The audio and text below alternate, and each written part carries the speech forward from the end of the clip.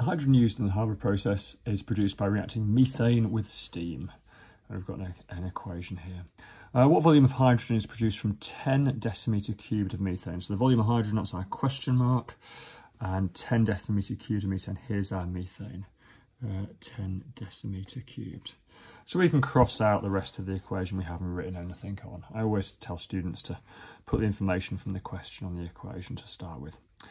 So let's just write out the equation, bit of the equation we haven't crossed out. Now, there's our methane. There's no big number before the methane. There's no stoichiometry number before the methane. So I'm just going to put a 1 in there because that's what there is. There's one of them. We write every number in equations bigger than 1. And I've got a 4H2 there. So that's the bit of the equation we're interested in. Now, lots of students now are thinking, calculating quantities, which mole equation do I need? And these are gases, so moles equals volume divided by 24, because 1 mole of gas occupies 24 decimeter cubed. And you can do this question that way, you just don't need to.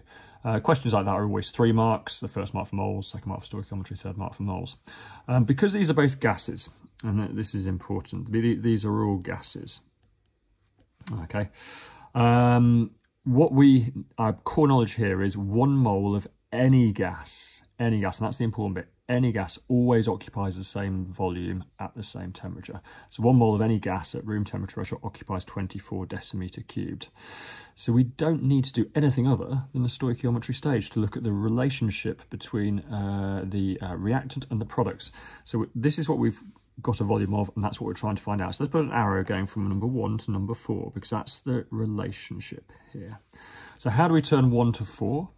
Using maths and multiply or divide, well, the answer is multiply by 4. It's a quadrupling relationship. We turn 1 into 4 by multiplying it by 4. Okay, now because 1 mole of gas occupies the same volume, we don't start with 1 mole or 1 decimeter cubed. We're starting with 10 decimeter cubed. Now, the important thing now is we draw another arrow, like we've just drawn at the top there, but at the bottom. And on that arrow there, we wrote times 4. So that's what we need to do here, 10 times 4, and that gives us the answer 40 decimeter cubed. And that's the answer, 40 decimeter cubed of hydrogen is produced. All these questions and more on elshamhighchemistry.com.